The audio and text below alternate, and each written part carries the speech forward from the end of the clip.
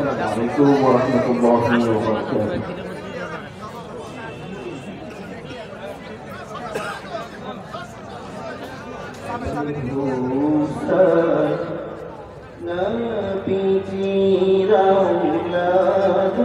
সালাম জানাই মোরা তোমার হে হুসাইন নবীজির আওলাদ সালাম জানাই মোরা তোমার জানিনা এমন করে ছিলেন নবী সোনার মদিনা জানিনা কেমন করে ছিলেন নবী সোনার মদিনায় যে সময় ঈদের দোল হুসাইনের গলায় তলোয়ার চালায়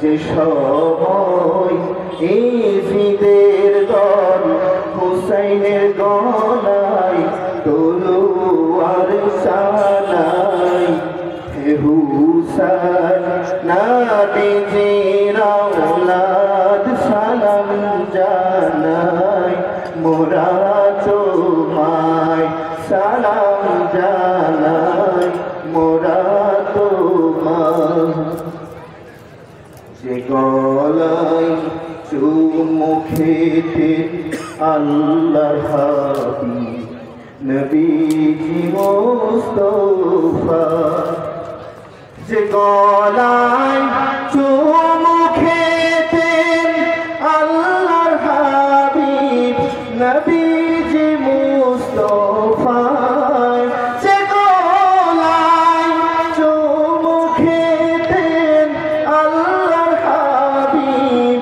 নবীজি মুস্তাফা কিভাবে সেই গলেতে ঈদের দল তলোয়ার চালাই কিভাবে সেই গলেতে ঈদের দল তলোয়ার চালাই হে হুসাইন নবীজির আওলাদ সালাম জানাই মোরা তোমায় সালাম জানাই মোরা তোমায় আসসালামু আলাইকুম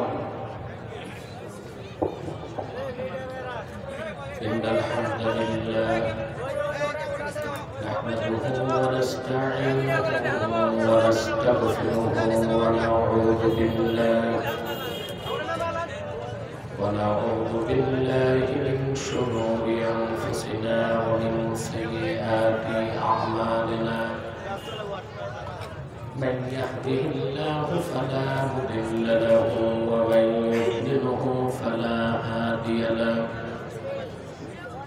ونشهد أن لا إله إلا الله وحده لا شريك له ونشهد أن سيدنا وحبيبنا ومولانا محمدا عبد الله ورسوله صلى الله عليه وعلى آله وصحبه وسلم الذي أكمل الله به قصر النبوة أي ختم الله به النبوة وحكم لا نبي بعده وأعلن في القرآن بالبرهان أن محمدا صلى الله عليه وسلم خاتم النبيين والمرسلين الذي أرسله بالحق بشيرا ونذيرا وداعيا إلى الله بإذنه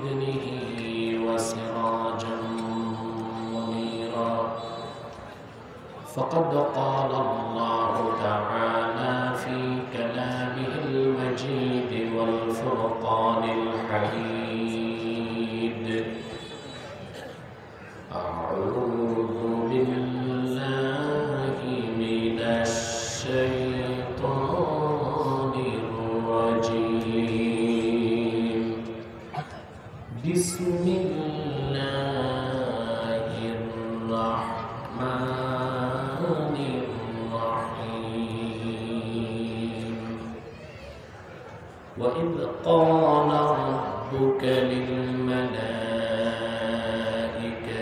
إني جاعل في الأرض خليفة صدق الله العظيم وصدق رسوله النبي الكريم ونحن على ذلك من الشاهدين والشاكرين والحمد لله رب العالمين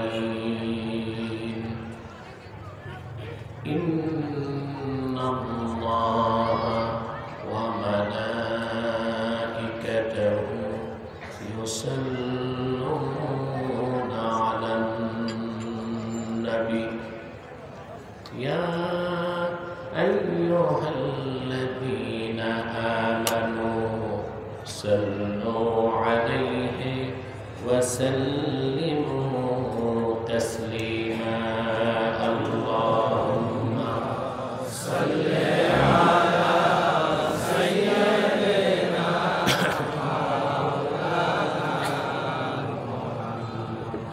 وعلى آله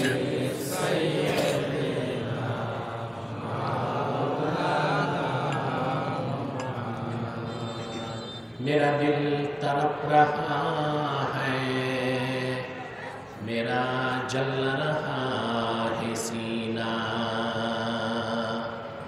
ये दवा वही मिलेगी मुझे ले चलो मदीना अल्लाहुम्मा सल्ली अला सय्यिदिना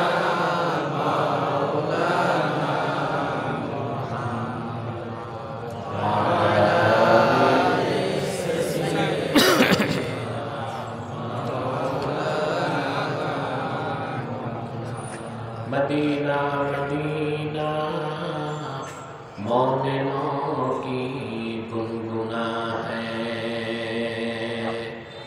दीदारे मदीना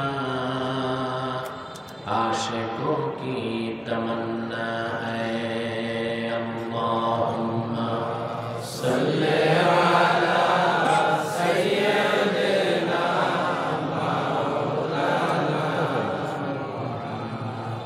وعلى آل سيدنا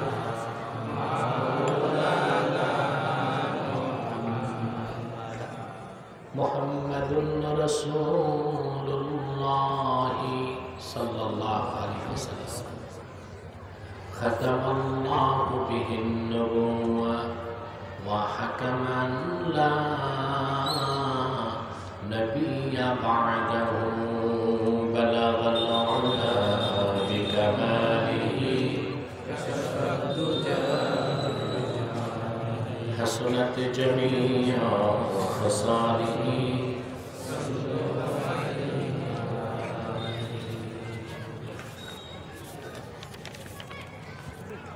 তাহরিকে খাতমে নবুয়ত বাংলাদেশ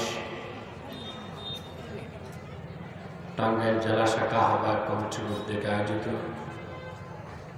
আজকের শহাদায়ে কারবালার স্মরণে বরকতপূর্ণ মাহফিলে চরম ব্যস্ততার মধ্যেও যারা উপস্থিত হয়েছেন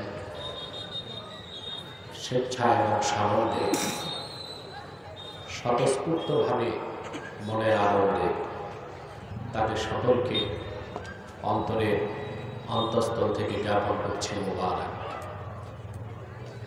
সবটুকু শুকরিয়া আল্লাহ সুবহানাহু ওয়া তাআলার জন্য, যিনি আজকে এই মাহফিলে আমাদেরকে আসার বসার তৌফিক মেহেরবানি করে ভিক্ষা দান করেছেন।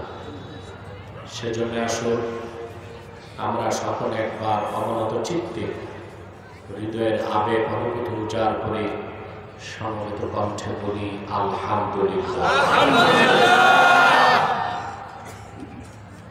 অগণিত অসংখ্য দরুদ ও সালাম আল্লাহর সৃষ্টির প্রধান আকর্ষণ, বিশ্বসভার সভাপতি, সকল নবী রাসূল বলের মাথার তাজ, শামসুল হিদায়াত, বদরুদ্দুজা, সাইয়্যিদুস সাকালাইন, ইমামুল মুরসালিন, খাতামুন নবিয়্যিন ওয়াল মুরসালিন, আফতাবে নবুওয়াত, শাহনশাহে রিসালাত, সরকারে দো জাহান, সুলতানুল মদিনা, নবিয়ুল আম্বিয়া, হুজুরে আকরম, নূরে মুজাসসাম, নূরুল আলা নূর, সাইয়্যিদিনা হাবিবিনা শফিঈনা মাওলানা মুহাম্মদ সাল্লাল্লাহু আলাইহি ওয়াসাল্লাম। আল্লাহ পাক যাকে আজ থেকে ১,৫০০ বছর আগে প্রেরণ করেছেন সর্বশ্রেষ্ঠ ও সর্বশেষ নবী ও রাসূল হিসেবে, যার পরে আজ পর্যন্ত পৃথিবীতে অবশ্যই কোনো প্রকার কি নবী কিংবা রাসূল অবশ্যই আসে নাই, অবশ্যই এখনো নাই, অবশ্যই কিয়ামত পর্যন্ত আসবে না। সম্মানিত সুধী, মাইকের সাউন্ডটা ক্লিন করতে হবে, নয়েজ হচ্ছে, ক্লিন করো। আপনারা এমন এক সময় মাহফিলে এসেছেন যে সময়টা মাহফিলের সিজন না, ঠিক কিনা? ঝড় তুফান বৃষ্টি বাদলের দিন। শীতকালে আমার কোনো সুযোগ নেই বলি বর্ষাকালে মাহফিলটি দিয়েছি।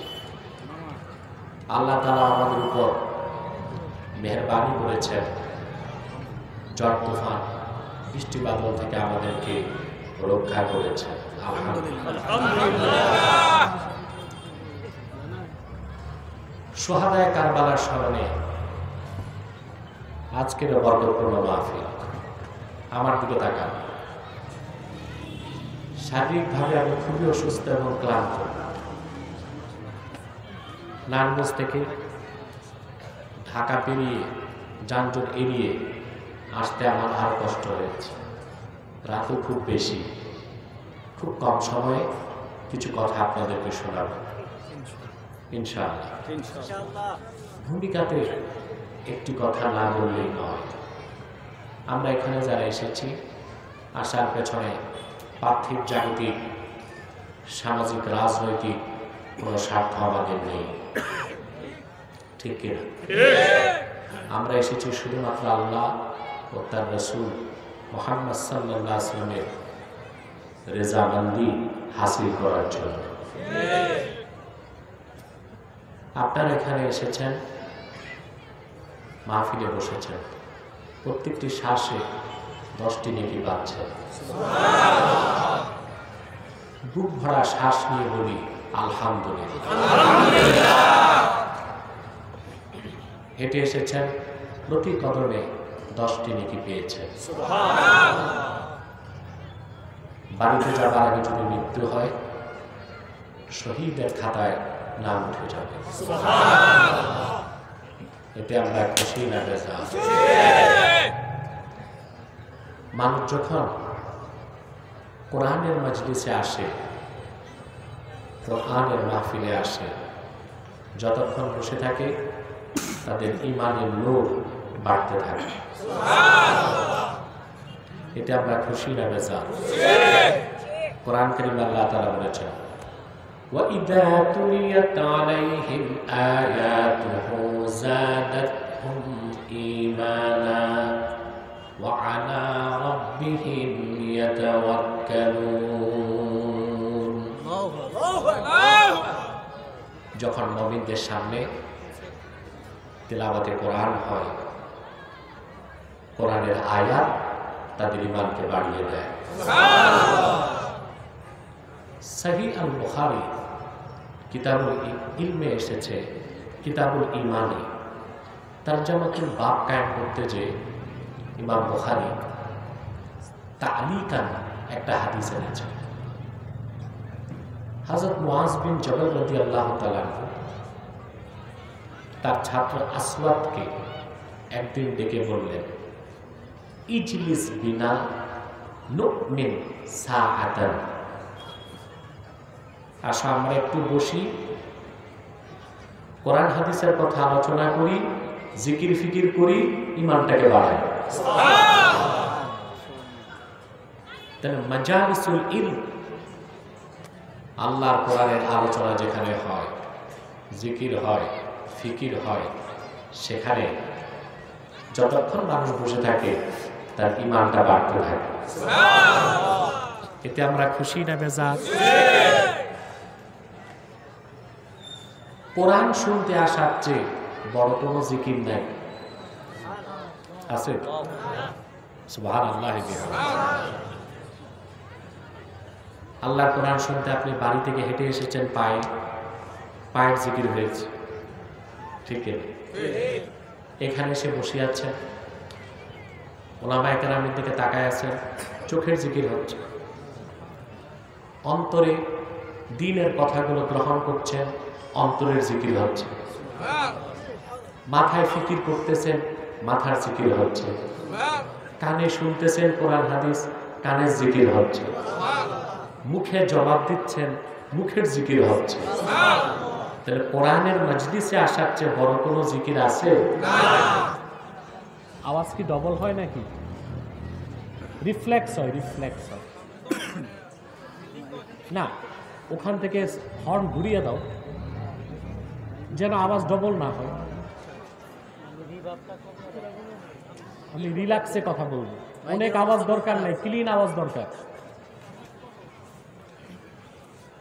কথা শুনতেছেন? প্রত্যেকটা ইবাদত এক পাক্ষিক। বান্দা নামাজ পড়ে, আল্লাহ নামাজ পড়েন না, ঠিক কিনা? বান্দা হজ করে, আল্লাহ হজ করেন না। বান্দা যাকাত দেয়, আল্লাহ যাকাত দেন না। জিকিরটা দ্বিপাক্ষিক। বান্দা আল্লাহর জিকির করলে আল্লাহ বান্দার জিকির করেন। সুবহানাল্লাহ। এই তো এখন তো সুন্দর আওয়াজ, অনেক আওয়াজ দরকার নাই, ক্লিন আওয়াজ দরকার। তুমি ম্যাকম্যান নাকি? মাথায় তো টুপি নাই, উজু আছে তো?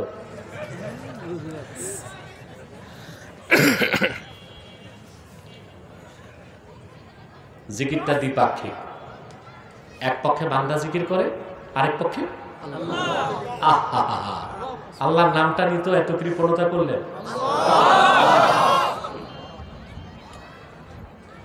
আল্লাহ রাব্বুল আলামিন কোরআন কারীমে বলেন, ফাযকুরুনি আযকুরকুম ওয়াশকুরুনি ওয়ালা তাকফুরুন। তোমরা আমার জিকির করো, আমি তোমাদের জিকির করব। এটা বান্দার সাথে আল্লাহর কমিটমেন্ট। সুবহানাল্লাহ। তোমরা আমার জিকির করো, আমি তোমাদের জিকির করব। এখন আমরা তো আল্লাহর জিকির কিভাবে করি জানি। কোরআন তেলাওয়াত করি, জিকির হয়। নামাজ পড়ি, তোয়াফ করি, কোরআন পড়ি। আল্লাহ কিভাবে আমাদের জিকির করেন? প্রশ্ন আসে না? এটা কোনোদিন চিন্তা করছেন? চিন্তার বিষয় তো। ইয়াতের ব্যাখ্যা করতে যে আল্লামা বদরুদ্দিন আইনি উমদাতুল কারি শারহু সহিহুল বুখারীতে আমিরুল মুহাদ্দিসিন ইমাম বুখারীর মত তুলে ধরেছেন। ইমাম বুখারী ব্যাখ্যা করেছেন, ফাজকুরুনি আযকুরকুম এর অর্থ হচ্ছে ইন্নাল আবদা ইযা যাকারাল্লাহা বিত্তাআতি ইয়াযকুরুহুল্লাহু আযজা ওয়া জাল্লা বিল মাগফিরাতি ওয়ার রাহমাতি। আল্লাহর বান্দা যখন সওয়াবের নিয়তে আনুগত্যের সঙ্গে আল্লাহ রাব্বুল আলামিনের জিকির করবে, আল্লাহ রাব্বুল আলামিন রহমত এবং মাগফিরাতের সাথে বান্দার জিকির করে। শর্ত হচ্ছে জিকির হতে হবে আনুগত্যের সাথে, জিকির করতে হবে সওয়াবের নিয়তে। জিকির করলেই যদি আল্লাহর ওলি হওয়া যেত, বাংলাদেশে যত ভিক্ষুক আছে সব তো ওলি হয়ে যেত। ওরা তো দিন রাত জিকির করে, ভিক্ষুকরা বলে না আল্লাহর হস্তে দেন, যতবার বলে আল্লাহর হস্তে দেন ততবার তো আল্লাহ জিকির করতেছে। কিন্তু ওর উদ্দেশ্য কি? আল্লাহর রাজি খুশি না পয়সা? জিকিরের দ্বিতীয় আদব হচ্ছে জিকির হতে হবে আনুগত্যের সাথে। লাফালাফি করে ফালাফালি করে উম্মাদের মতো জিকির করলে ওটা আদব হয় না, বেআদবি হয়। জিকিরে আদব থাকতে হবে। কি থাকতে হবে? আদব। এই যে আপনারা এসেছেন আজকের মাহফিলে, এটা একটা শ্রেষ্ঠ জিকির, ঠিক কিনা? তাহলে আল্লাহর পক্ষ থেকে আমরা দুইটা জিনিস পেতে পারি। আল্লাহর জিকির কোনটা? রাহমাত, মাগফিরাত। তিনি আমাদের রহমতের চাদরে বেষ্টন করে নেবেন আর মাগফিরাতের দরজা খুলে আমাদের মাফ করে দিবেন। এতে আমরা খুশি না বেজার? আমরা খুশি, মাহবুব খুশি, সব খুশি। বেজার শুধু শয়তান। শয়তান বেজার, তার চেলা চামুন্ডারাও বেজার। আজকে এক শ্রেণীর লোক চেয়েছিল মাহফিলটা বন্ধ করতে পারে নাই। আল্লাহর কোরআনের মাহফিল যারা বন্ধ করতে চায়, সুরত যতই ভালো হোক, ওইটা শয়তান ছাড়া কিছু হতে পারে না। হিংসা, বিদ্বেষ। অথচ পীরি মুরিদির মূল শিক্ষা হচ্ছে অন্তর থেকে হিংসা দূর করো। পুরাটাই তো ভিতরে হিংসায় ভরা। ভাবছি এই পিসাব আসলে আরেক পিসাবের মুরিদ যদি কমে। ইন্টেনশন কোনটা বুঝছেন তো? কারামাতের জনপুর রহমতুল্লাহ আওলাদরা মুরিদ টোকাইতে ঘুরে না, আর টাকা টোকাইতেও ঘুরে না। যদি জনপুর চাইতো, বাংলাদেশে কেউ পিরানি করতে পারবে না, শুধু জনপুর। বাংলাদেশে কোন পীরের ভাত আর ডাল বলতো না। এই হীনমন্যতা, এই হিংসা, এই বিদ্বেষ অন্তর থেকে বের করো, সাফ করো। সুরত ধরা তো খুব সুন্দর, দাড়ি টুপি জুব্বা বুকটা, এটা সুরাত। আল্লাহ এটা পরে দেখেন, আগে দেখেন সিরাত। আগে কি দেখেন? ভিতরটা আল্লাহ আগে দেখেন। সে যাই হোক, শয়তান তো বেজার। এখন একটু পরেই তো আজকের মুনাজাত, আমি তো রাত বেশি করতে পারবো না। আপনারাও দূর দূর থেকে এসেছেন। মুনাজাতের আগে চেষ্টা করবে শয়তান আমাদের উঠাইতে, কারণ মুনাজাতটা তো হবে মকবুল মুনাজাত, দোয়া কবুল হবে, গুনাহ মাফ হবে। এটা শয়তান চায় না। শয়তান আপনাদের ওয়াসওয়াসা দিবে। আমরা নেক নিয়ত করে শয়তানের নাপাক গালে একটা চপেটা ঘাত করতে চাই। রাজি আছেন? কিছুক্ষণ পরে আজকের মুনাজাত করে গুনাহ মাফ করে নিষ্পাপ বেহেশতি আল্লাহ ওয়ালা হয়ে বাড়ি যেতে চান? কারা কারা হাত তুলে আল্লাহ তাআলা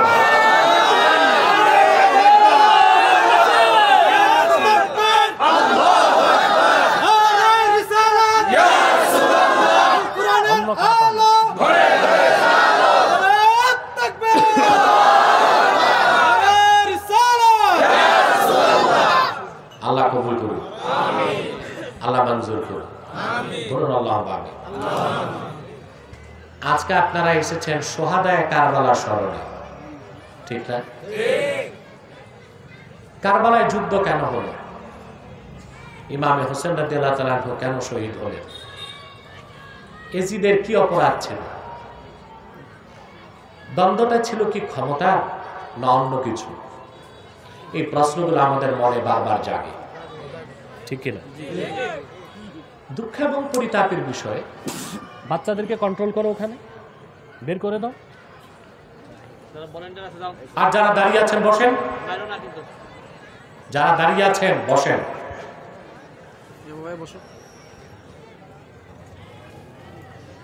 আমরা কারবালার ইতিহাস শুনি, মহরমে মাহফিল করি, বক্তা দেখা যায় ইমাম হোসেন রাদিয়াল্লাহু তাআলা আনহু শাহাদাতের করুণ ইতিহাস বলে। আমরা চোখের পানি মুছতে মুছতে বাড়ি যাই, কিন্তু একটিবারও না বক্তা বলেন না শ্রোতা জিজ্ঞেস করেন কারবালায় এই ট্র্যাজেডি, এই নির্মম শাহাদাতের ঘটনা কেন ঘটলো, কারণটা কি ছিল। ওইটাই তো আসল শিক্ষা। সেই কথাগুলো সংক্ষেপে তুলে ধরার জন্য কোরআনে কারীম থেকে সূরাতুল বাকারা থেকে 30 নম্বর আয়াতের অংশ বিশেষ আমি তেলাওয়াত করেছি। আল্লাহ তাআলা তার হাবিব মুহাম্মদ সাল্লাল্লাহু আলাইহি ওয়াসাল্লামকে 1000 বছর আগে ওহীর মাধ্যমে ডাক দিয়ে বলেন, وَإِذْ قَالَ رَبُّكَ لِلْمَلَائِكَةِ إِنِّي جَاعِلٌ فِي الْأَرْضِ خَلِيفَةً।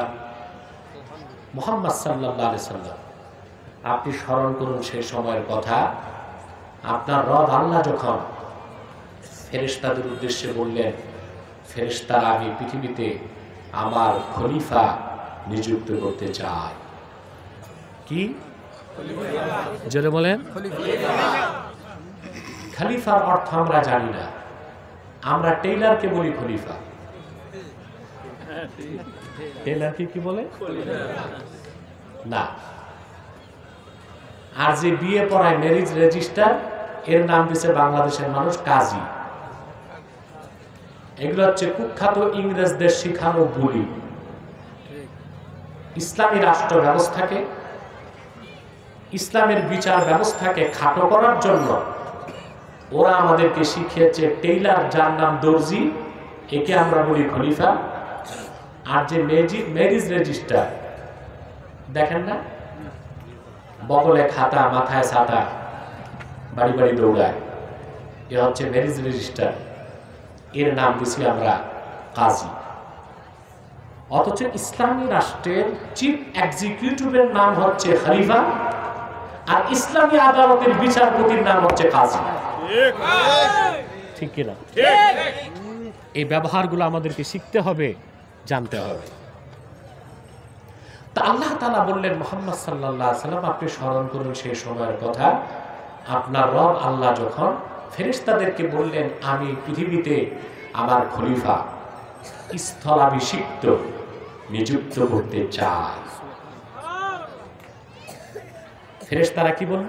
তারা বলল قالوا أتجعل فيها من يفسد فيها ويسفك الدماء أتجعل فيها أي أتريد أن تخلق خليقة। আল্লাহ, তুমি কি এমন নতুন সৃষ্টি বানাতে চাও যারা পৃথিবীতে ফাসাদ করবে, রক্তপাত করবে, হানাহানি করবে, মারামারি করবে? দরকারটা কি?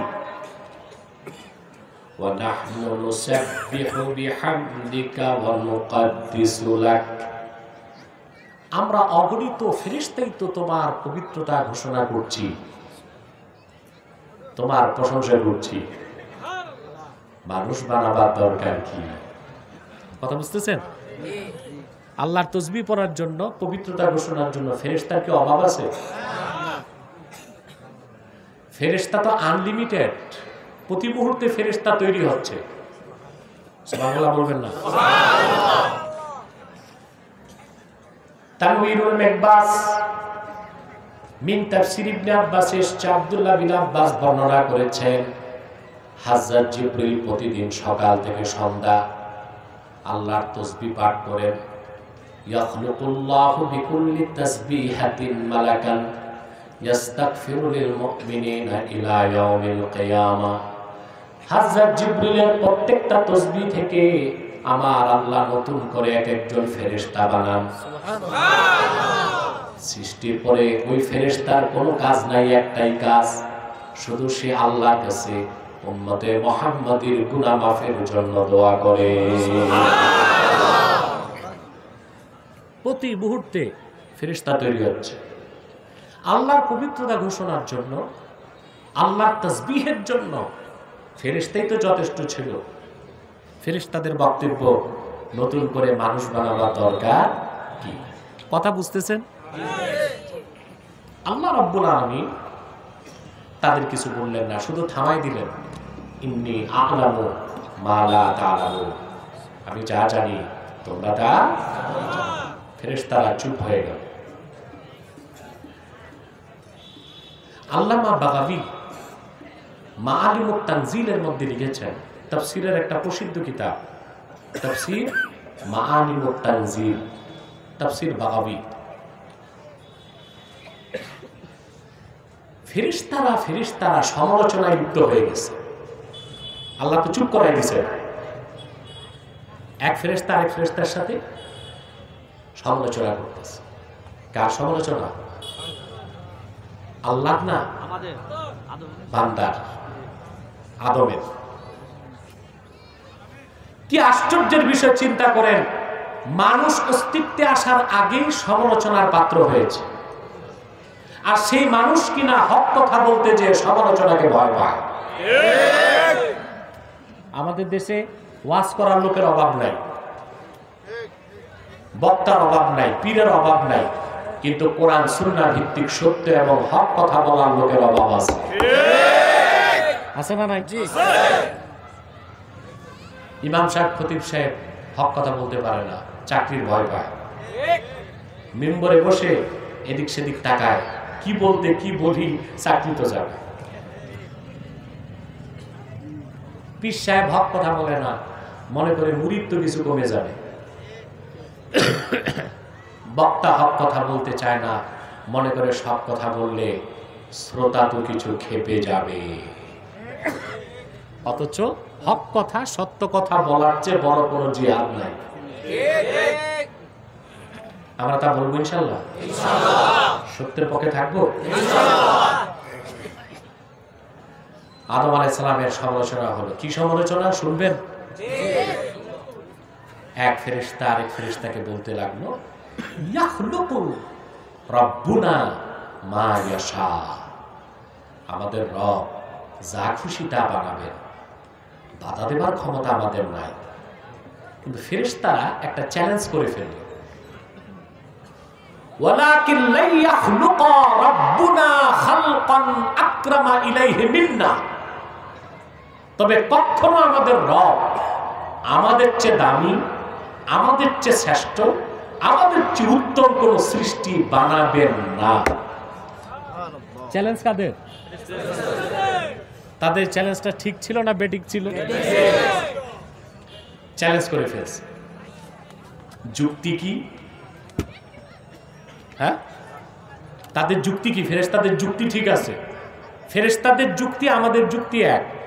ফেরেশতারা বলল, লিআন্নানা খুলিকনা ক্বাবলাহ ওয়া রাআইনা মা লাম ইয়ারা, আদমকে তো এখনো বানানোই হয় নাই, আর আমরা কত আগ থেকে আসি, আমরা যা দেখেছি আদম তা দেখবে না। আমাদের এলেম বেশি, তার এলেম হবে কম। যেহেতু এলেম বেশি আমাদের, আমরাই শ্রেষ্ঠ হব। মানদণ্ড ঠিক আছে। শ্রেষ্ঠত্বের মানদণ্ড কি বয়স না এলেম? কথা বলেন। ইলম। মানদণ্ড কি? না বয়স? বয়স কি হয়েছে ভাই? কচ্ছপ বাঁচে 250 বছর, মানুষ বাঁচে 70-80 বছর, শকুন বাঁচে কয়েকশো বছর। হ্যাঁ, রয়্যাল বেঙ্গল টাইগার 35 বছর, গুই সাপ বাঁচে 750 বছর। ঠিক কিনা? বয়স দিয়ে শ্রেষ্ঠত্ব নির্ধারণ হয় না। শ্রেষ্ঠত্বের মানদণ্ড হচ্ছে নলেজ। মানদণ্ড কি? জ্ঞান, ইল। কথা বুঝতেছেন? কষ্ট হচ্ছে না তো? কে কে ঘুমাচ্ছেন একটু হাত তুলে দেখেন। যিনি বলছে ঘুমায় না কেউ, তিনি হাত তুলছে। এই ডবল স্ট্যান্ডার্ড না হলে কি আর বাঙালি হওয়া যায়?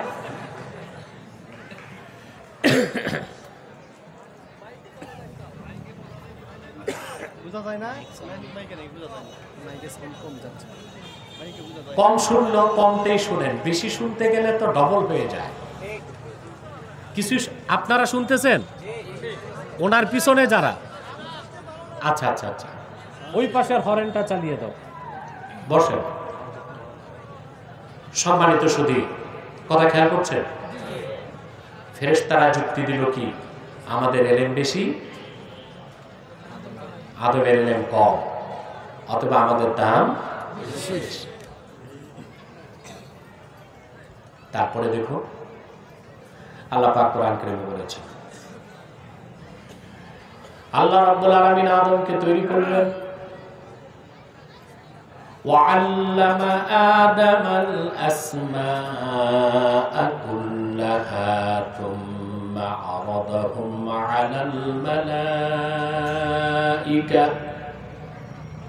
আল্লাহ আদমকে তৈরি করলেন, সকল কিছুর নাম আদমকে শিক্ষা দিলেন, সকল ইলম তাকে দান করলেন। তারপর আল্লাহ ফেরেশতাদেরকে বললেন, ফেরেশতারা চ্যালেঞ্জ করেছিল, আমাদের এলেম বেশি, আমরা শ্রেষ্ঠ, আদমের এলেম কম, আদম কম শ্রেষ্ঠ। আল্লাহ ফেরেশতাদেরকে বললেন, فقال أنبئوني بأسماء هؤلاء إن كنتم صادقين। ফেরেশতাদেরকে বললেন, এ সব কিছুর নাম আমাকে বলো। সমস্ত ফেরেশতা মস্তক নত করে দিল, আর তারা অক্ষমতা প্রকাশ করে বলল, قالوا سبحانك لا علم لنا إلا ما علمتنا إنك أنت العليم الحكيم। সুবহানাক, আল্লাহ সবটুকুন পবিত্রতা তোমার, যতটুকু ইলম তুমি দান করেছো এর বাইরে আমাদের কোনো ইলম নাই। এবার আল্লাহ আদমকে ডাক দিয়ে বললেন, আনবিহুম বিআসমাইহিম, আদম এবার তুমি নামগুলো বলো। জগৎ সৃষ্টির শুরু থেকে আজ অবধি, আজ থেকে কিয়ামত পর্যন্ত যত জিনিস অস্তিত্বে এসেছে সবকিছুর নাম হযরত আদম বলে দিলেন। তাহলে কে শ্রেষ্ঠ হইল? এলেম কার বেশি প্রমাণ হইল? ঠিক কিনা? এবার যিনি শ্রেষ্ঠ তিনি সম্মান পাবার অধিকার রাখেন, ঠিক কিনা? আল্লাহ রাব্বুল আলামিন বলেন, ফেরেশতাদেরকে বললেন, আল্লাহ বলেন, ওয়া ইয কুলনা লিল মালাইকাতি ইসজুদু লি আদামা ফাসাজাদু ইল্লা ইবলিস। আল্লাহ বলেন, আমি ফেরেশতাদেরকে বললাম আদমকে সাজদা করো, সবাই সাজদা করলো, শুধু করলো না ইবলিস। একটি কথা ফাঁকি দিয়ে বলে রাখি, মূর্খতার কারণে আমাদের দেশে অনেকেই বলে নূরের চেয়ে মাটির দাম বেশি। নাউজুবিল্লাহ। কেন বলে যে নূরের ফেরেশতারা মাটির আদমকে সাজদা করছে? আরে জাহেল, মাটি দিয়া বানানোর কারণে নূরের ফেরেশতা আদমকে সাজদা করে নাই, বরং মাটির আদমের কপালে নূরে মুহাম্মাদি ছিল, আর আদমের অন্তরে ইলমের নূর ছিল, সেই জন্যই ফেরেশতারা সাজদা করেছে, মাটি দিয়ে বানাবার কারণে। সেটা ভিন্ন আধ্যাত্মিক বিষয়, তাসাউফের বিষয়, ওই দিকে আর গেলাম না, একটু বলে দিলাম। শ্রেষ্ঠ হলো কে? জোরে বলেন। আদম আলাইহিস সালাম। আল্লাহ তাকে বেহেশত দিলেন, আদম এই বেহেশতে তুই বসবাস কর। কিছুদিন পর আদম আলাইহিস সালাম একাকিত্ব অনুভব করতে লাগলেন। একা একা যতই সুন্দর জায়গা থাকুক ভালো লাগে না। বুড়া কালে যাদের বউ মরে গেছে তারা বলতে পারবে। কি বলেন আপনারা? যারা বৃদ্ধ মানুষ বউ মারা গেছে আছে না, তারা কষ্ট বুঝে। হ্যাঁ আচ্ছা যাক, কার কার বউ নেই তার জরিপ করার দরকার নেই। একাকিত্ব একটা কঠিন জিনিস। আদম আলাইহিস সালামের মনে জাগলো এই অশ্রুত পূর্ব অনুপম সৌন্দর্যের জায়গা বেহেশতে যদি সঙ্গী পাইতাম, সঙ্গিনী পাইতাম। জান্নাত এমন এক জায়গার নাম মুখে বলার কোনো দরকার যেখানে নাই। বান্দার মনের গভীরে যে কামনা বাসনা জাগবে তার ঠোঁটে ফুটাবার আগে আল্লাহ পাক সেই কামনা বাসনা পূর্ণ করে দেন যে জায়গায়, তার নাম জান্নাত। সুবহানাল্লাহ। তাফসীর ইবনে কাসিরে এসেছে ফাআলকাল্লাহু আলাইহিম নাওম, আদমকে আল্লাহ ঘুম পাড়ায় দিয়েছে। সুবহানাল্লাহ। কারণ অপারেশন হবে। কি হবে? বর্তমান মেডিকেল সায়েন্সের ভাষায় অ্যানেস্থেসিয়া বলা যেতে পারে। হযরত আদমকে আল্লাহ ঘুম পাড়ায় দিলেন। তার দেহের একটা অংশ, অধিকাংশ রাওয়ায়াতে এসেছে বাম পাজরের বাঁকা হাড্ডি দিয়ে আল্লাহ তার স্ত্রী হযরত হাওয়াকে বানায় দিলেন। ঘুম থেকে উঠেই তিনি দেখেন পরমা সুন্দরী এক নারী তার সামনে। সৃষ্টিগতভাবেই পুরুষ আর মহিলার মধ্যে আল্লাহ তাআলা একটা আকর্ষণ রেখেছেন, ঠিক না? আদম আলাইহিস সালাম তাকে স্পর্শ করতে গেলেন, জিবরিল দিলেন ধমক, মা মা থামো। আদম আলাইহিস সালাম বললেন, আল্লাহ তো আমার জন্যই তৈরি করছেন, তুমি বাধা দাও কেন?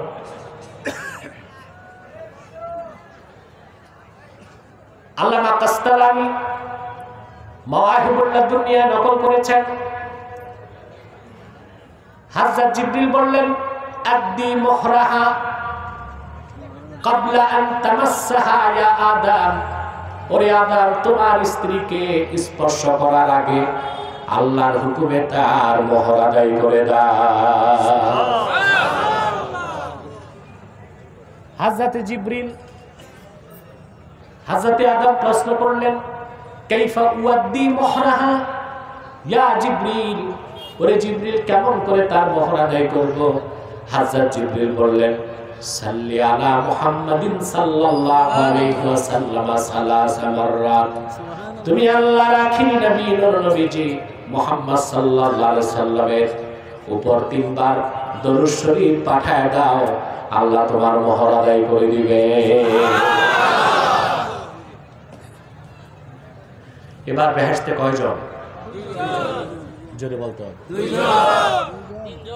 দুইজন। হযরত আদম, হযরত হাওয়া। বিশাল বেহেশত আল্লাহ দিয়ে দিলেন। আল্লাহ ডাক দিয়ে বললেন, আল্লাহ রাব্বুল আলামিন বলেন, وَقُلْنَا يَا آدَمُ اسْكُنْ أَنْتَ وَزَوْجُكَ الْجَنَّةَ وَكُلَا مِنْهَا رَغَدًا حَيْثُ شِئْتُمَا وَلَا تَقْرَبَا هَٰذِهِ الشَّجَرَةَ فَتَكُونَا مِنَ الظَّالِمِينَ।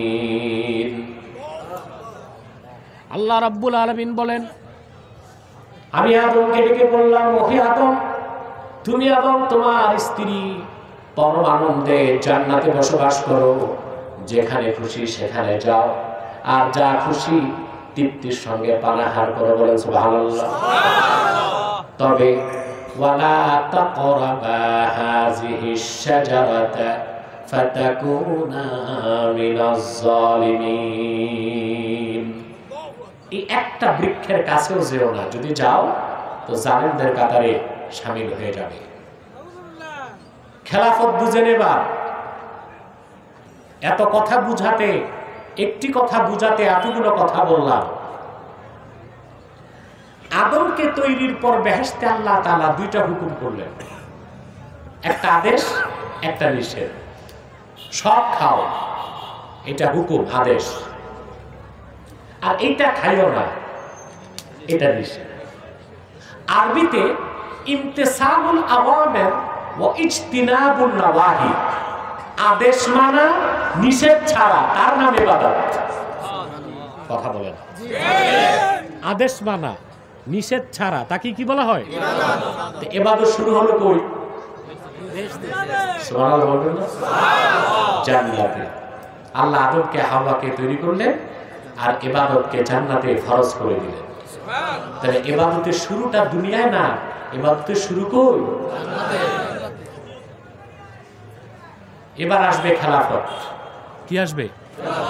কিভাবে তা দেখেন। শয়তানের প্ররোচনায় হযরতে আদম এবং তার স্ত্রী হাওয়া নিষিদ্ধ বৃক্ষ গন্ধম খেলেন। আল্লাহ পাক তাদের পোশাকগুলো কেড়ে নিলেন। ঠিক কিনা বলেন? বেহেশতের 3 গাছের পাতা দিয়ে হযরতে আদম এবং তার স্ত্রীর লজ্জাস্থান ঢাকলেন। জান্নাতের দরজা আল্লাহ খুলে দিলেন। আদমকে বহিষ্কার করলেন জান্নাত থেকে, হাওয়াকে বহিষ্কার করলেন। একজন নামলেন শ্রীলঙ্কায়, আরেকজন সৌদি আরবের জেদ্দায়। দুইজন দুই জায়গায়, একজন শ্রীলঙ্কায়, আরেকজন জেদ্দা। আমি জেদ্দাতে মা হাওয়ার কবর জিয়ারত করেছি। প্রায় তো 25 হাত লম্বা হবে।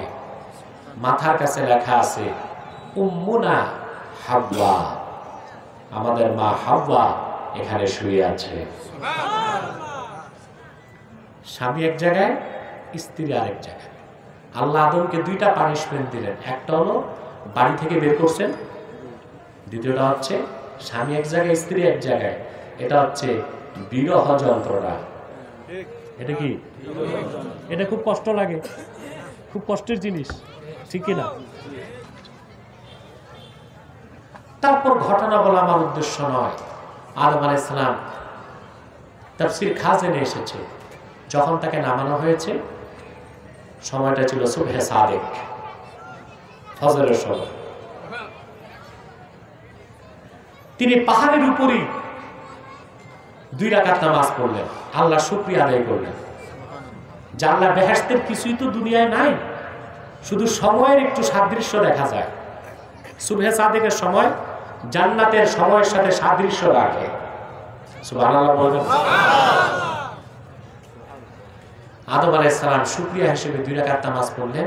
কিয়ামত তক বান্দাদের জন্য আল্লাহ ফজরের ফরজ হিসেবে ফরজ করে দিলেন। সুবহানাল্লাহ।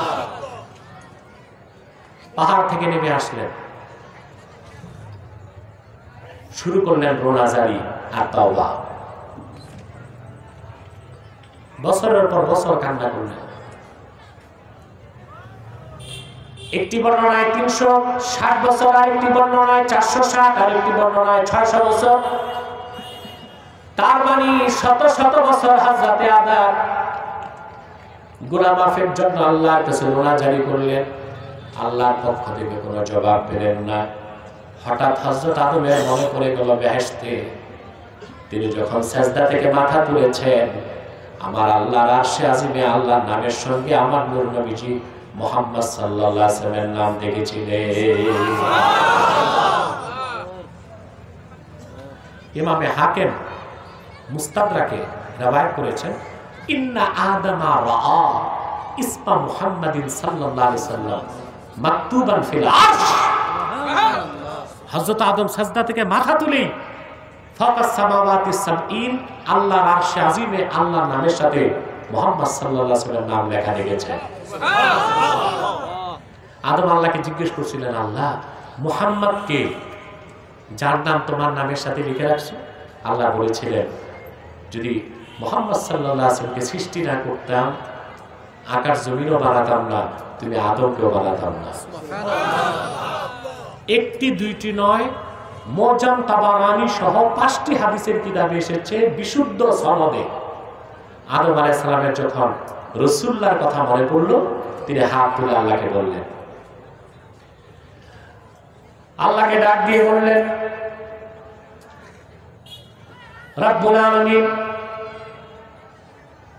শত শত বছর তওবা করলাম, দোয়া কবুল হয় নাই।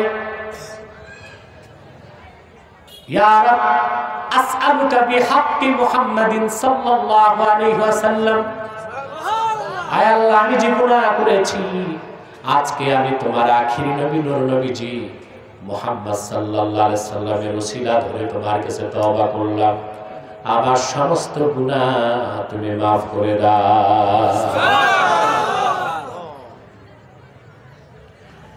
হাদিসের অন্য রাওয়ায়াতে এসেছে আল্লাহর পক্ষ থেকে জবাব আসলো, ফাআওহাল্লাহু ইলা আদম, ইয়া আদম قد غفرت ذنبك وجعلتك من الانبياء। আল্লাহর পক্ষ থেকে আবার চলে আসলো, রে আদম ক্ষমা করতে চাই নাই, কিন্তু আমার আখিরি নবী আমার দোস্ত মুহাম্মদ সাল্লাল্লাহু আলাইহি সাল্লামের ওসিলা ধরার কারণে তোমার জীবনের সব মাফ করে দিলাম। শুধু মাফ করলাম তাই নয়, তুমি আদমকে আমি আল্লাহ, তুমি আব্দুল্লাহ আদমকে আমি আল্লাহ নবিউল্লাহ বানায় দিলাম।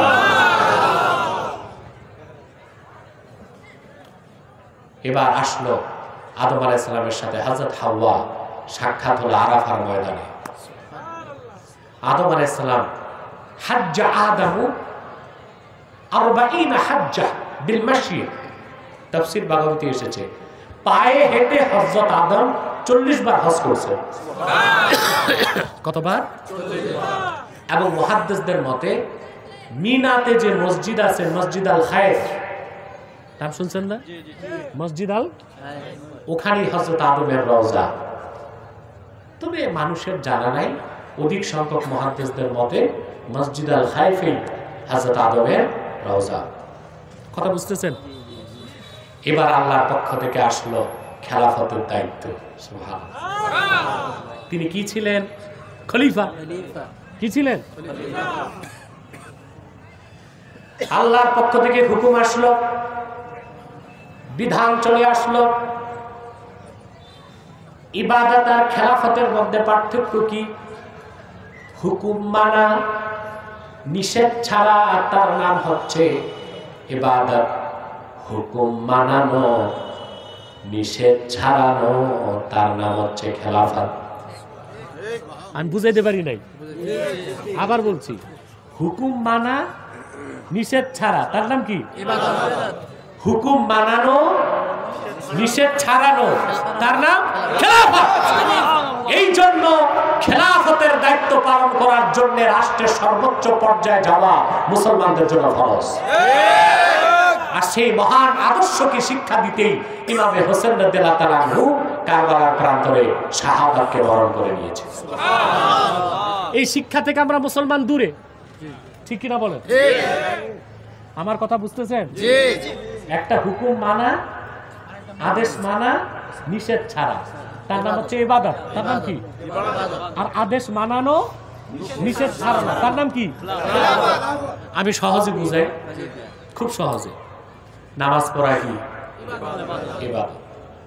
নামাজ পড়ানো কি? এখন আপনি কোন স্তরে গেলে নামাজ পড়াইতে পারবেন? আল্লাহর হুকুম হচ্ছে মুসলিমগণ আল্লাহর ভূখণ্ডে নামাজ প্রতিষ্ঠা করবে, যাকাত আদায় করবে। আল্লাযীনা মাক্কান্নাহুম ফিল আরদি আকামুস সালাতা ওয়া আতাউয যাকাতা ওয়া আমারু বিল মা'রুফি ওয়া নাহাউ আনিল মুনকার ওয়ালিল্লাহি আকিবাতুল উমুর। আল্লাহ পাক বলেন, যদি আমি মুহাম্মদ সাল্লাল্লাহু আলাইহি সাল্লামের ঈমানদার উম্মতকে ভূপৃষ্ঠের প্রোপাইটার বানায় দেই, মালিকানা যদি জমিনের দান করি, তারা নামাজ কায়েম করবে, যাকাত আদায় করবে, সৎ কাজে আদেশ করবে, অসৎ কাজে বাধা দিবে। নামাজ পড়া এক জিনিস, আজ নামাজ ভূখণ্ডে কায়েম করা আরেক জিনিস। যেমন আমরা অধিকাংশ মুসলমান বাংলাদেশে হানাফি মাযহাব মানি। কি মাযহাব? ঠিক না? হানাফি মাযহাবের ফতোয়া হচ্ছে অন্যান্য মাযহাবের ফতোয়া আরো কঠিন বেনামাজির ক্ষেত্রে। আহমদ বিন হাম্বলের ফতোয়া হচ্ছে ইন্না তারিকাস সালাতি ইউকাফফার ওয়া ইউকতালু মুরতাদ্দা। যে বেনামাজি ইমাম আহমদ বিন হাম্বলের মতে তাকে কাফের ফতোয়া দেওয়া হবে, তাকে হত্যা করা হবে মুরতাদ হিসেবে। হত্যার পর তার জানাজা নাই, দাফন নাই, কাফন নাই। এটা কার ফতোয়া? আহমদ বিন হাম্বল, হাম্বলি মাযহাবের ফতোয়া। কঠিন না? শাফি এবং মালিক ওনাদের মতে ইন্না তারিকা সালাতি লা ইউকাফফার ওয়ালাকিন ইউক্তালু হাদ্দা। বেনামাজিকে কাফের ফতোয়া দেওয়া যাবে না, হত্যাও করা যাবে না। হত্যা করা যাবে হদ হিসেবে। কি হিসেবে? অর্থাৎ তিন মাযহাবের ইমামের মতে বেনামাজি শাস্তি কি? কথা বলেন। ঢাকায় এক সেমিনারে আমার এই বক্তব্য শুনে একটা বুদ্ধিজীবী ছিল না, জাফরুল্লাহ চৌধুরী, নাম শুনছেন না? একটা মহাবুদ্ধিজীবী, অবশ্য ডিবেটে আমার কাছে পরাজিত হয়েছে সে। এখন এক সেমিনারে আমার সাথে আছে, বুঝলেন। আমি আবার সেমিনার, টকশো ডিবেট সেমিনারগুলো অবিশ্বাসী নাস্তিকদের সাথেই বেশি করি, বুঝতে পারছেন? তো জাফরুল্লাহ চৌধুরী আবার মাইক নিছে। মাইক নিয়ে বললো, কেন একটা লোক নামাজ পড়বে না, এটা তার মন চাইছে পড়বে না, তো ইসলামী রাষ্ট্র কেন ব্যাট লাগাবে? এটা কি অমানবিক নয়? আমি আবার যে মাইক নিছি, মাইকটা বললাম, এটা ভিডিওটা খুব বেশি ভাইরাল আছে। আমি বলছি, জাফরুল্লাহ চৌধুরী সাহেব, যে অমুসলিম, মুসলিম হয় নাই, সে যদি নামাজ না পড়ে ইসলামের বিধান তাকে কিছুই বলা যাবে না। সে অমুসলিম, সে তার মতো থাকবে। কিন্তু যে মুসলিম হয়ে গেল তাকে নামাজ পড়তেই হবে। যেমন সেনাবাহিনীতে যারা ভর্তি হতে যায় তাদেরকে ট্রেনিং নিতে হয়, হয় কিনা? ওই ট্রেনিং এ সামান্যতম ব্যতিক্রম হলে স্কেল দিয়া পিটায়। কি দিয়ে পিটায়? বুটের লাঠি তো আছে, স্কেল দিয়ে পিটায়। মনে মুসলমান হয়ে যাবার পর আল্লাহর কাছে যে আত্মসমর্পণ করছেন আপনি, এটার বহিঃপ্রকাশ হচ্ছে সালাতের মাধ্যমে। সেই সালাত আপনি বাদ দেন, আপনি যেহেতু মুসলিম দাবি করছেন, আপনাকে পানিশমেন্টের আওতায় আসতেই হবে। সেটা অমানবিকতা নয়। জাফরুল্লাহ চৌধুরী একেবারে চুপ হয়ে গেছে, তার মুখে আর কথাও বের হয় না। তিন মাযহাবের মতে বেনামাজি শাস্তি কি? ইমামে আযম আবু হানিফা রাহমাতুল্লাহ বলেন, ইন্না তারিকাস সালাতি লা ইউকাফফার ওয়া লা ইউকতাল ওয়ালাকিন ইউহবাসু ওয়া ইউদরাবু হাত্তা ইউসাল্লিয়া। আবু হানিফা এমনি ইমাম আযম হয় নাই। আমাদের দেশে কিছু লামাযহাবী ভাই আছে, ওনারা কথায় কথায় আবু হানিফার ভুল ধরে। ভাই, প্রাইমারির ছাত্র আর বিশ্ববিদ্যালয়ের শিক্ষক, প্রাইমারির ছাত্র কি বিশ্ববিদ্যালয়ের শিক্ষকের ভুল ধরতে পারে? কথা বলে না। ছোট বাচ্চা, তাকে শেখানো হয়েছে A for apple, B for ball. সে শুধু শিখছে বি দিয়া কি হয়, বল। তার বাবা প্রফেসর বলতেছে বি ফর ব্যাট, কয় না বাবা তুমি জানো না, বি ফর বল। ও তো প্রাইমারির ছাত্র, ও শিখছে B for ball, B for bat, B for bell, এগুলো সে মানবে না। মানবে না? তো ছেলে ভুল করতেছে, তার বাবা যিনি বিশ্ববিদ্যালয়ের তার দেশের যে লামাযহাবী ভাইরা আছে, পড়াশোনা তো নাই কিছুই, ইমাম আযমের ভুল ধরে। এটা হচ্ছে প্রাইমারির ছাত্রের বিশ্ববিদ্যালয়ের চ্যান্সেলরের ভুল ধরা। আবু হানিফা এমনি ইমাম আযম হয় নাই। ওনার ফতোয়া, বেনামাজিকে কাফেরও বলা যাবে না, হত্যাও করা যাবে না, তবে অ্যারেস্ট করা হবে। কি করা হবে? প্রতিদিন তাকে এক ওয়াক্তের জন্য 5 ব্যাট, 5 ওয়াক্তের জন্য 25 ব্যাট লাগাতে হবে, যতক্ষণ নামাজ শুরু না। তিন মাযহাব বাদ দেন, আমাদেরটা তো মানতে হবে। কথা বলেন। এখন আপনি একজন নামাজি, আগামীকাল ফজরের পর আরেক বেনামাজিকে ধরে 3টা ব্যাট লাগাইছে। 3 ব্যাট লাগায় কয় ব্যাট খাইতে হবে? কথা বলেন। কারণ আমাদের সমাজে ইবাদত আছে, খেলাফত নাই। টাঙ্গাইলবাসী কি বুঝাইতে চাই বুঝতেছো কিনা জানি না। ইবাদত আছে, খেলাফত নাই। আপনি তো বল্টু চৌধুরী কিছুই না। এলাকার কাউন্সিলর যদি বেনামাজি একটারে জোহরের পর ধরে ব্যাটিন খান লাগায়, জেলে যেতে হবে না? এমপি নিজেও যদি ব্যাট লাগায়, সংসদে তাকে ইমপিচ করা হবে। কে নামাজ পড়লো কে পড়লো না, তুমি কে? এটা হিউম্যান রাইটস, মানবাধিকার, এটা ডেমোক্রেসি, গণতন্ত্র। সে নামাজ পড়ছে কি পড়ে নাই, তুমি তোমার বাবা বলবে এমপি আফগানিস্তান থেকে আসছে, বলবি কিনা? এলাকার বড় কোনো পীর সাহেব যদি বেনামাজির ধরে ব্যাট লাগায় তিনটা, পীর সাহেবের পিরালি থাকবে না। কিন্তু যদি ইমাম হোসেনের উত্তরসূরিরা ইবাদতের সাথে যদি খেলাফতটাও কায়েম করতে পারতেন, কোন পীর, এমপি, ম্যাজিস্ট্রেট কাউকে তো লাগে না। শুধু নামাজের সময় থানা থেকে যদি 3 জন সিপাহী আসে, যত বেনামাজি ওযু করে সব মসজিদে ঢুকবে কিনা বলে?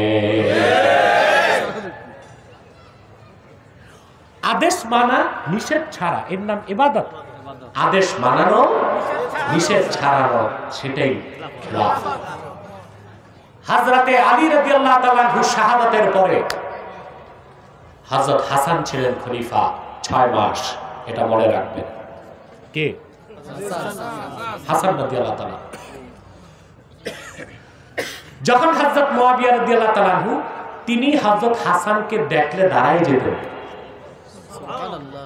হযরত হাসান হোসেন 2 ভাই যখন দামেস্কে গেছেন মুয়াবিয়ার কাছে, মুয়াবিয়া 2 ভাইকে 2 লক্ষ দিরহাম হাদিয়া করছে।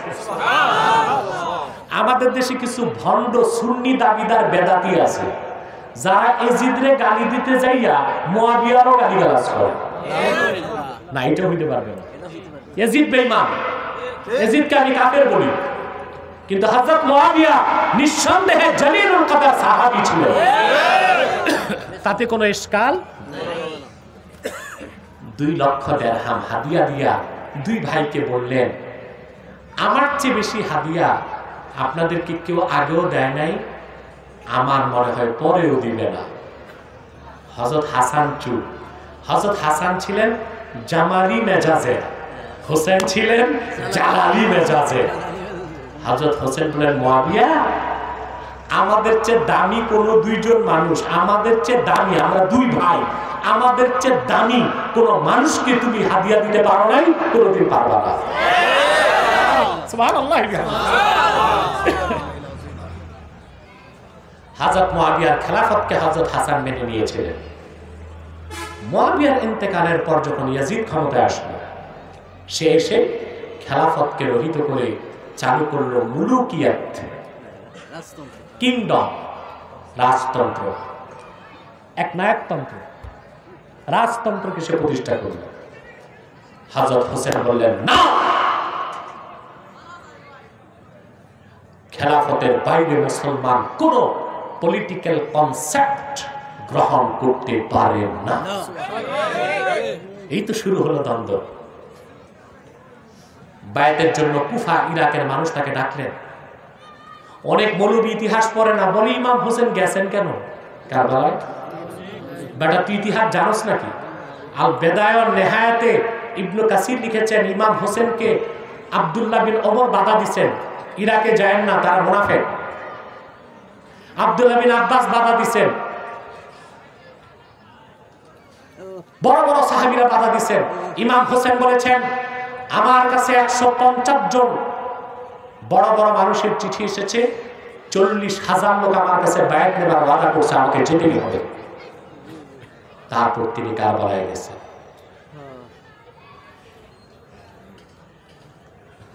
যুদ্ধের শেষ মুহূর্তের দৃশ্যটা বলে দিচ্ছি মুসলমান।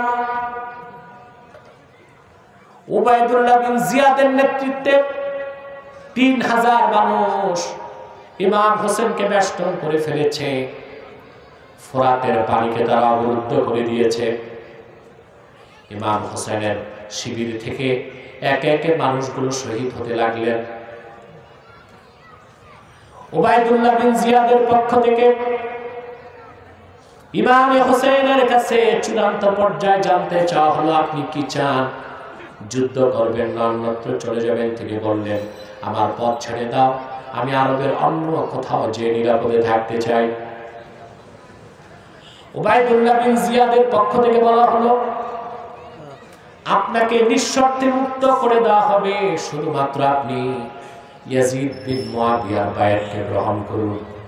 ইমাম হোসেন বলেছেন, আমার বুকের শেষ রক্তবিন্দু থাকা পর্যন্ত আমি কোন ফাসিক, কোন বেঈমানের খেলাফতকে মেনে নিতে পারি না।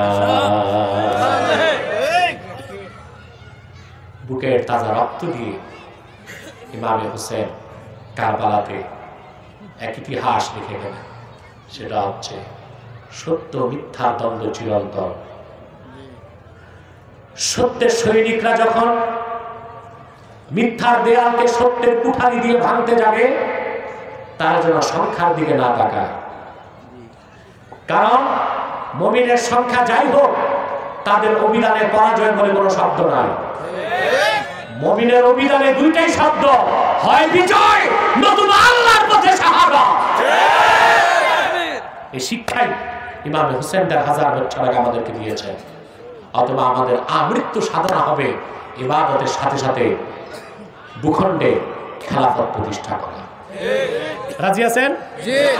আল্লাহ যেন আমাদের কবুল করেন, মঞ্জুর করেন।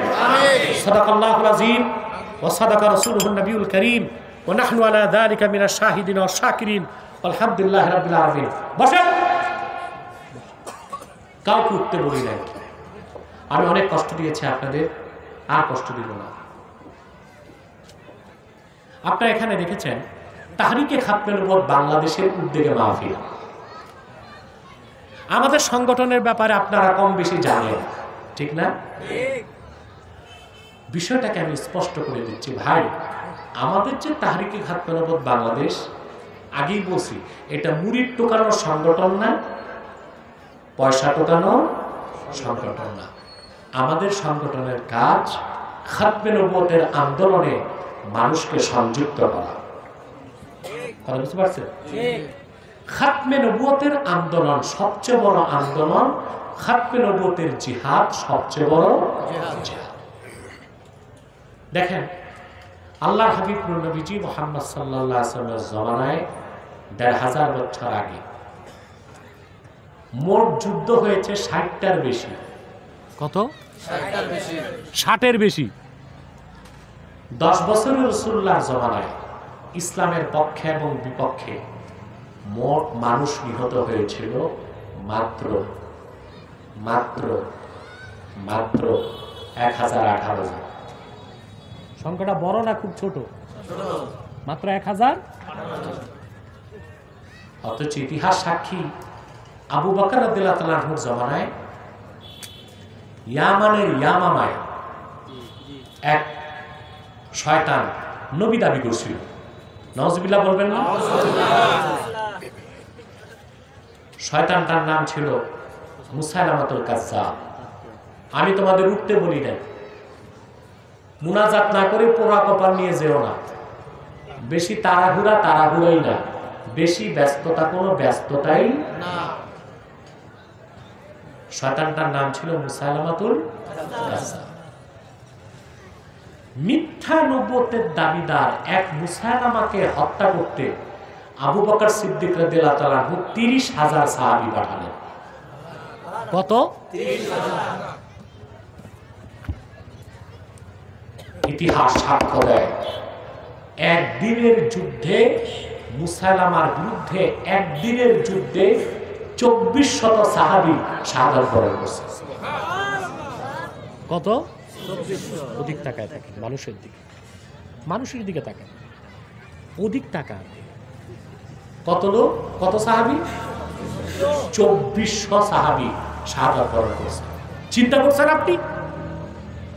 ইসলামের 10 বছরে মোট মানুষ মারা গেল 1018 জন, আর মিথ্যা নবুয়তের দাবিদারকে শায়েস্তা করতে যে একদিনে মারা গেল 2400। কাফের তো হাজার হাজার মরছে, সাহাবী শাহাদাত বরণ করছেন কত? 2400। তাতে কি বোঝা যায় খাতমে নবুয়তের জিহাদ সবচেয়ে বড় জিহাদ, সব খাতমে নবুয়তের আন্দোলন সবচেয়ে বড় আন্দোলন। কথা বলেন। খাতমে নবুয়ত হচ্ছে ইসলামের মূল বিশ্বাস, আল্লাহ এক, আল্লাহর একত্বে কারো শরীক নাই। এই কথা যে বিশ্বাস করে না সে মুসলমান না কাফের? আল্লাহ এক, আল্লাহ ছাড়া কোনো মাবুদ নাই, এই বিশ্বাসটার নাম তাওহীদ। ঠিক সেভাবে মুহাম্মদ সাল্লাল্লাহু আলাইহি ওয়াসাল্লামকে ১৫০০ বছর আগে আল্লাহ তাআলা প্রেরণ করে নবুয়ত ও রিসালাতের দরজা চিরতরে বন্ধ করে দিয়েছেন। ওনার পরে আজ পর্যন্ত কোনো প্রকার নবী কিংবা রাসূল অবশ্যই আসে নাই, এখনো নাই, কিয়ামত পর্যন্ত আসবে না। এই বিশ্বাসটার নাম আকীদা খাতমে নবুয়ত। এই বিশ্বাস যার থাকবে না সে মুসলমান না কাফের? শুধু কাফের না কুখ্যাত কাফের? কথা বুঝতেছেন? সম্মানিত সুধী, মুসাইলামাতুল কাজ্জাবকে সাহাবায়ে কেরাম হত্যা করে জাহান্নামে পাঠিয়ে দিয়েছে। যুগে যুগে যখনই মিথ্যা নবুয়তের দাবিদারদের আবির্ভাব ঘটছে, উম্মতের মুসলমান মিছিল মিটিং করে নাই, তরবারি দিয়া ফায়সালা করছে। ঠিক কিনা?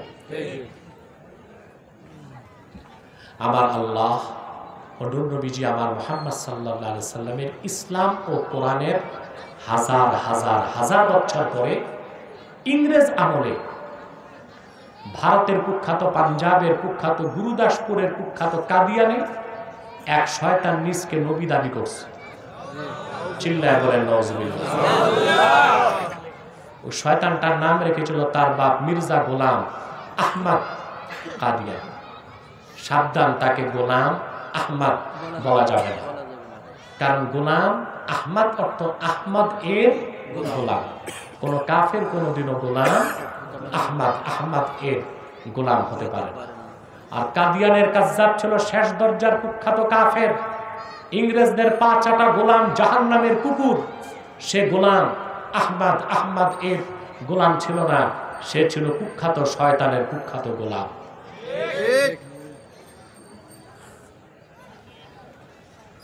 কাদিয়ানের কাজ্জাব, মিথ্যা নবুয়তের দাবিদার মির্জা গোলাম শয়তান কাদিয়ানের উপর গজব এসেছে 1908 সালে। যখন গজব এসেছে, কাদিয়ানের কাজ্জাব, মিথ্যা নবুয়তের দাবিদার, ইংরেজদের পা চাটা গোলাম মির্জা গোলাম শয়তান কাদিয়ানী 1908 সালে ধ্বংস হয়ে কুখ্যাত জাহান্নামের কুখ্যাত কুকুরে পরিণত হয়েছে। তার অনুসারীরাও ধ্বংস হয়েছে। বর্তমানে কিছু কাদিয়ানী বাংলাদেশে আছে। ইতিমধ্যে বাংলাদেশে তারা প্রায় 100 সেন্টার করে ফেলেছে। নাম পরিবর্তন করে করে তারা মিথ্যা পরিচয় দেয়। কখনো নিজেদের পরিচয় দেয় আহমদি জামাত, কখনো বলে আহমদিয়া জামাত, কখনো বলে আহমদি সম্প্রদায়, কখনো বলে আহমদিয়া সম্প্রদায়, কখনো বলে আহমদি মুসলিম জামাত, কখনো বলে আহমদিয়া মুসলিম জামাত। সাবধান, যত কাদিয়ানি ছিল আছে থাকবে, তারা কেউ আহমদি জামাত নয়, আহমদিয়া জামাত নয়, আহমদি সম্প্রদায় নয়, আহমদিয়া সম্প্রদায় নয়, আহমদি মুসলিম জামাত নয়, আহমদিয়া মুসলিম জামাত নয়। তারা শয়তানি জামাত, কুখ্যাত জাহান্নামের কুখ্যাত কুকুরের দল। আমাদের সকল দলের মতের একটাই দাবি, কি আওয়ামী লীগ, কি বিএনপি, কি জাতীয় পার্টি, কি জামাত, কি কওমি, কি আলিয়া, সমস্ত মানুষের একটাই দাবি, অনতিবিলম্বে স্বাধীন বাংলায় শয়তান কাদিয়ানীদেরকে রাষ্ট্রীয়ভাবে অমুসলিম ঘোষণা করতেই হবে, করতেই হবে, করতেই হবে। এই দাবি আদায়ে যদি তাহরিকে খাতমে নবুয়ত বাংলাদেশের ব্যানারে জান ও মাল দেওয়ার ডাক আসে, কারা কারা প্রস্তুত আছেন হাত তুলে দেন।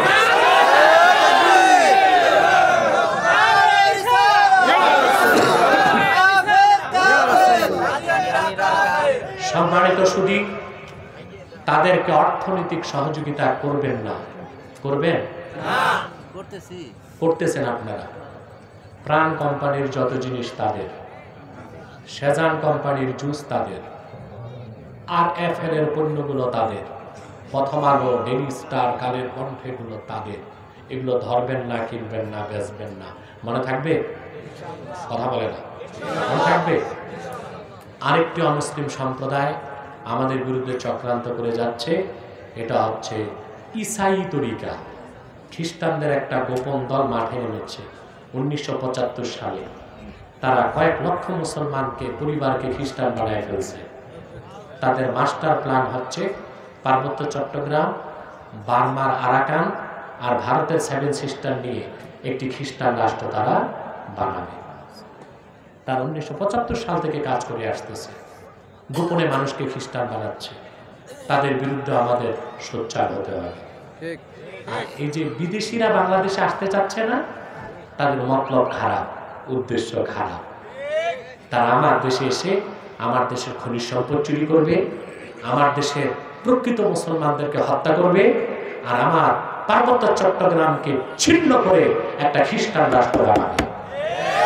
না, বাংলাদেশের সমাধান আলেমদের নেতৃত্বে বাংলাদেশিরাই করবে। বিদেশিদেরকে এসে নাক গলাবার সুযোগ দিলে ক্ষতি সবার, সরকারেরও ক্ষতি, বিরোধী দলেরও ক্ষতি, সামগ্রিকভাবে মুসলমানদের ক্ষতি। তো খ্রিস্টান মিশনারির ব্যাপারে আপনাদেরকে সতর্ক থাকতে হবে, ঠিক আছে? আরেকটা ফিতনার কথা না বললে হয় না, হিজবুত তাওহীদ। এর থেকে সাবধান থাকবেন। এটা হিজবুত তাওহীদ না, নিঃসন্দেহে এটা হিজবুত শায়তান। তাদের আকীদায় কুফর আছে, শিরক আছে। তাদের থেকে দূরে থাকার চেষ্টা করবেন। পারবেন তো ইনশাআল্লাহ? আমি আর আজকে কষ্ট দিব না, মুনাজাত করব। তার আগে একটু রুমাল যাচ্ছে মাদ্রাসার জন্য, মাহফিলের জন্য, যে যা পারেন একটু দিবেন, তারপর আমি দোয়া করে দেব। যারা দাঁড়িয়ে আছেন আল্লাহর রাস্তে বসে যান। 4 জন ছাত্রকে পাগড়িও দিচ্ছি আমি, তারপরে মুনাজাত। আমি আপনাদের যেতে বলি নাই। আরে ভাই, মুনাজাত বাদ দিয়ে গেলে তো তোমার কপালটা পুরলা, আর 2-4 মিনিটে তো মুনাজাতই হয়ে যাচ্ছে। নিয়ে আসো পাগড়ি বাম পাশে।